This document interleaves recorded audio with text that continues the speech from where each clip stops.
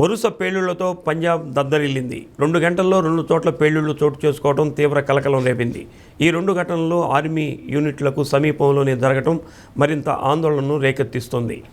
జలంధర్లోని border security force ప్రధాన కార్యాలయం సమీపంలో పేలుడు చోటు చేసుకుంది.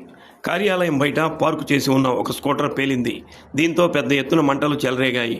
ఈ ఘటనలో ఎవరికీ ఎలాంటి గాయాలు కాలేదని పోలీసులు వెల్లడించారు. ఘటనా స్థలం సమీపంలో ఉన్న పలు వాహనాలు దెబ్బతిన్నట్లు పేర్కొన్నారు. 1 కిలోమీటర్ వరకు పేలుడు శబ్దాలు వినిపించాయని స్థానికులు తెలిపారు. ఈ పేలుడులో ఏదైనా కుట్రకోణం ఉందా అనే దానిపై అధికారులు దర్యాప్తు ప్రారంభించారు.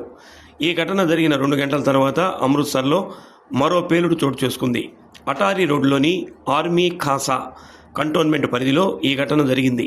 ఈ ప్రదేశంలో రేకును పోలిన శకలాలు దొరికాయని, దీంతో ఎవరో పేలుడు పరికరాన్ని విసరడం వల్లే ఈ ఘటన జరిగిందని పోలీసులు అనుమానిస్తున్నారు. గుర్తు తెలియని వ్యక్తులు మాస్కులు ధరించి దాడి చేసి ఆ తర్వాత అక్కడి నుంచి పారిపోయినట్లు ప్రాథమిక విచారణలో తేలింది. ఈ 2 ఘటనలకు ఏదైనా సంబంధం ఉందా అనే దానిపై ఇంకా స్పష్టత లేదు. ఇదిలా ఉండగా ఈ పేలుడు తమ పని అని ఖలిస్తాన్ లిబరేషన్ ఆర్మీ ప్రకటించింది.